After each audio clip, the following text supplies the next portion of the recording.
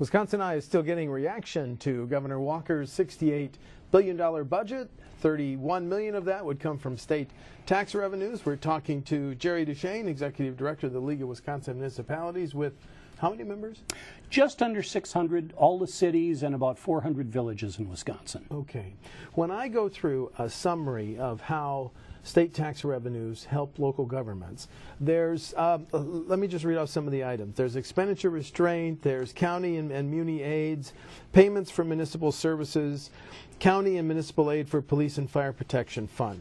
All this is lumped under shared revenue, isn't it, Jerry? Yes. Yep. Well, were you afraid with a potential $2.2 billion deficit that you guys were going to get more than a haircut and a pretty deep cut in this budget? I have no fingernails, yes. We were a bit nervous.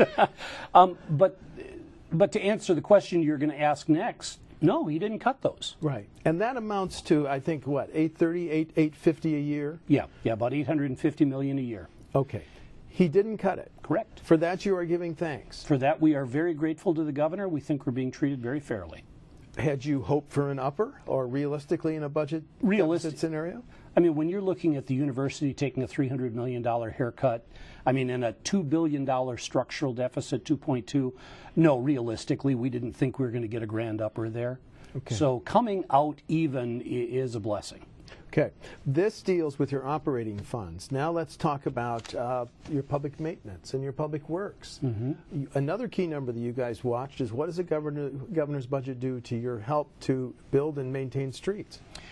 Well, good news, bad news. I mean, the good news is he followed through on a commitment made in the last budget to fund a 4% increase in transit aids and general transportation aids.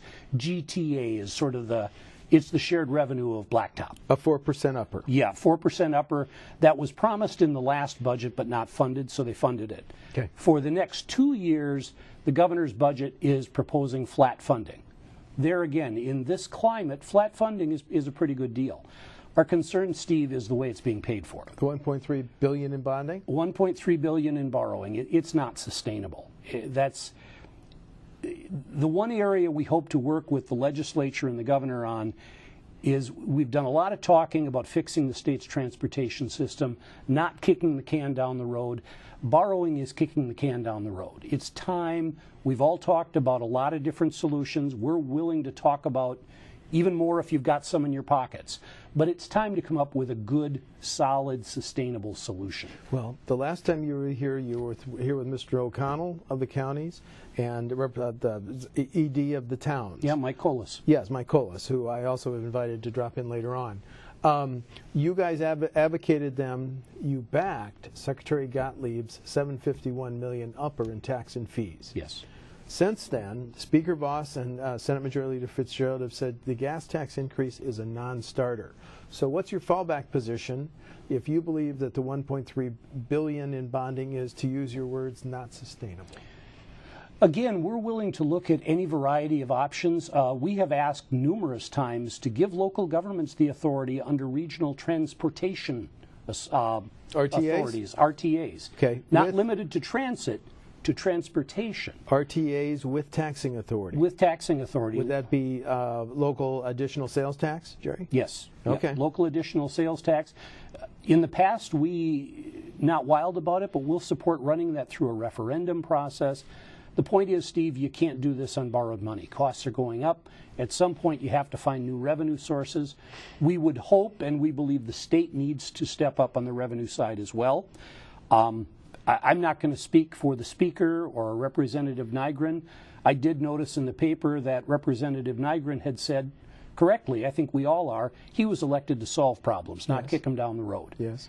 And to solve this problem, you need to look at revenue options. Well, I don't mean to rain on your parade, but I have been at a press conference where Assembly Speaker Voss says he's no fan of RTAs. That is correct. He's made that clear to me, too. Well, if RTAs with some levying capacity isn't an option, what's your plans B and C? Well, go back and ask. Well, let me say it this way. Let me answer it this way and see if it works. I'm not necessarily a fan of paying higher gas prices or paying higher prices for eggs. But if you have to at some point. And I think at some point we all have to hold our nose a bit here and I'm sure local governments are going to have to hold their nose on some things. I think we should all get together in a room and decide what we're all going to hold our nose on collectively. R&D and groups like yours and others? R&D, local, state. It'd be nice if the feds would come along too. Nobody leaves the room till we have a compromise? Nobody leaves the room till we all suffer a little bit of pain. All right. But that's the way this one's going to come together. No one wants to take the pain that this is going to take, but I think we all recognize there's just no good option. That study that we put out, filling the potholes, we've got to get away from the idea that if we don't do anything, that saves money. Well, it doesn't.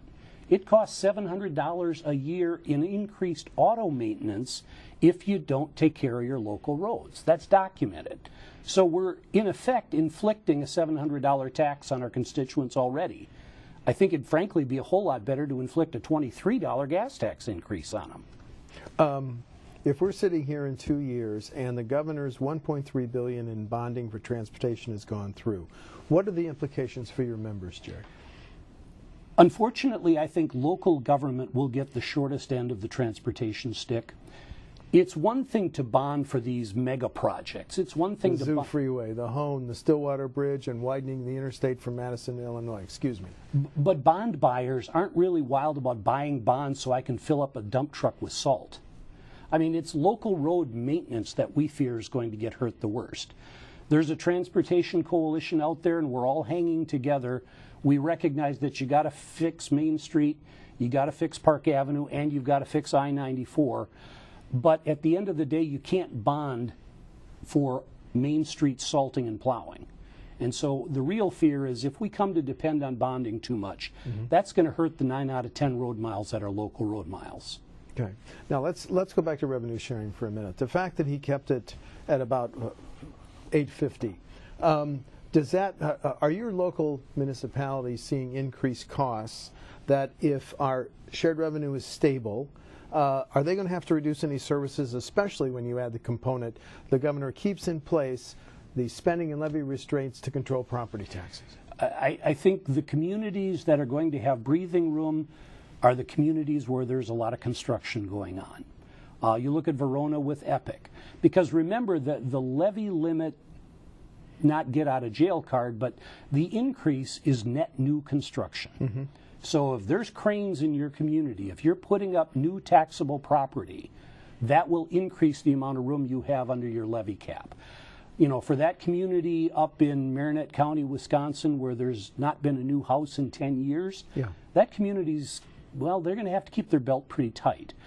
You know, this is Wisconsin, the land of the cheap. I think our local government officials can manage it, and we don't want to look a gift horse in the mouth. The governor had a budget deficit to balance.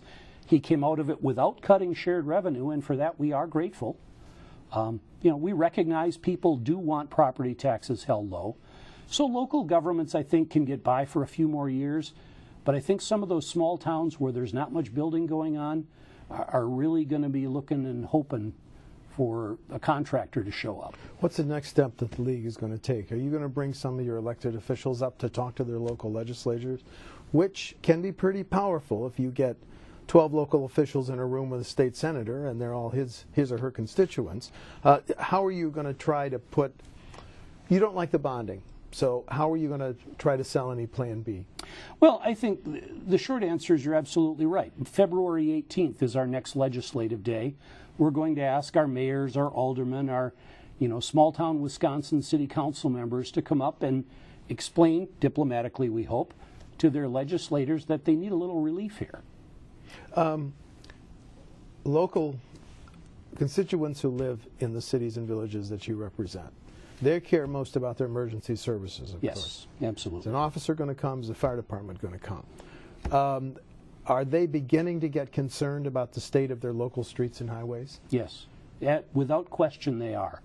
Again, I don't have the report in front of me, but that report that we put out before, the quality of local streets in Wisconsin, taken sort of big picture, has been declining faster than the quality of state highways.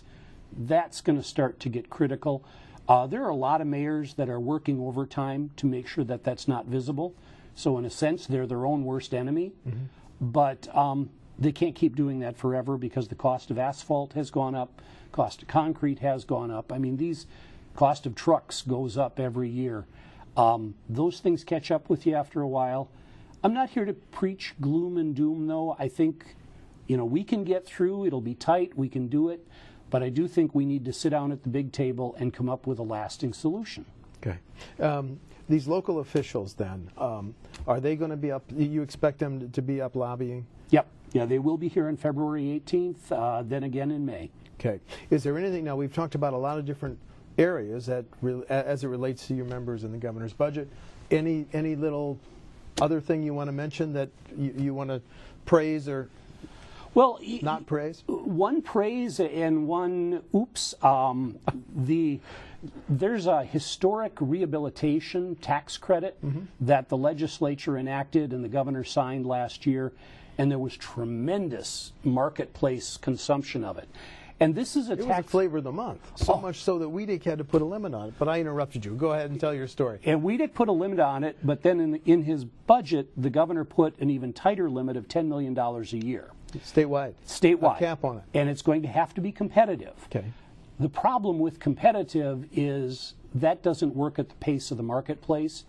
So if you've got a developer that's debating building a brand new building somewhere, or taking a chance that maybe he'll get this historic rehab tax credit to, build that more expensive but kind of cool looking thing downtown. Yeah.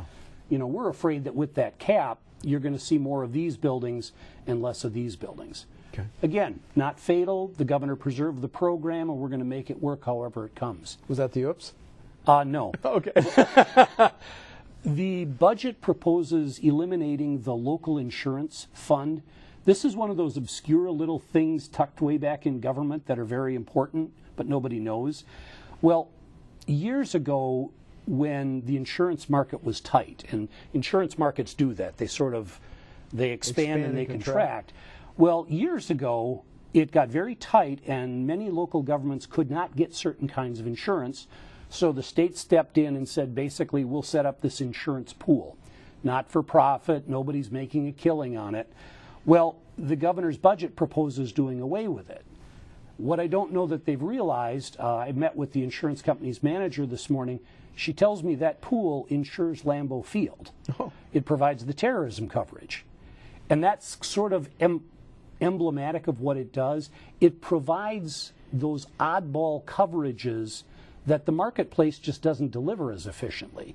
Well, who would pick up coverage of Lambeau Field if the governor's provision became law? Well, I hope somebody does. DOA or something? Well, no, they'd have to go into the insurance marketplace or self-insure.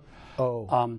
We're still evaluating it. That's one of these private sector arguments. Yes. I see. Yes. Okay. And our argument would be that because we have relationships with a lot of insurance companies who direct people to that pool. Because while they're perfectly comfortable with work comp or fire or wind, maybe insuring the Mitchell Park domes, I'm just picking that out of the hat, it's just too odd. And the insurance market doesn't know how to price that. So those are the sorts of things that can end up back in that pool. We're still looking into it. It may not be a big deal, but they have over 900 insureds. That's 900 communities out there that are going, oh, wait a minute, what's this all about? Right. Two other things I want to ask you about. My understanding, and I haven't gone real deep on this, the governor would like counties to do assessments instead of locals. Do I have that right? Yes. Now, this is an old issue. What's the position of the league on that? I don't know yet. We have to think about it. Governor Doyle had proposed this as well. The goal is a good one. It's to get more standardized? Yeah, well, more standardized, more uniform. Uniformity, that's a better term, Jerry. And I think what they were concerned about was from community A to community B, a 3-bedroom ranch, they were getting some, radically different numbers on. And this is an attempt to smooth that out. Larger communities that have their own assessment staff, cities of 30,000 or more population, can continue to do their own thing. But what we have to ask ourselves is, do the small communities want to continue to contract this out? Is contracting it out, is it getting us the results we need? Okay. I have to talk to my own people on it. We just haven't had a chance to talk to them yet. And then the final thing I want to ask you about, there's been a study committee chaired by Representative Loudenbeck and Senator Gudex on TIF laws. Yes. I don't think the governor recommended any major, in his budget, recommended any changes in TIF laws? That's correct. Okay. It's at least the one I read at 10 o'clock last night, I didn't see anything. Is that a potential big deal for your members? If changing the decades-old rules under which TIFs have been created and operated? We've been working with Senator Gudex and Representative Loudenbeck on that TIF legislation. We expect it to be introduced as separate legislation, and we'll support it there. Okay. Okay. In sum, grade the governor's budget. Well, and it should be on a curve because this is a really tough time fiscally. I'd have to give him a B-. Very good. Good on shared revenue, good on levy limits, or at least we can live with it. Needs a little bit more improvement in transportation aids. In terms of permanent funding sources. How you pay for it. Okay. Jerry Deschane, Executive Director, League of Wisconsin Municipalities. Thanks for stopping by. Oh, you're welcome. Thank you, Steve. Thanks.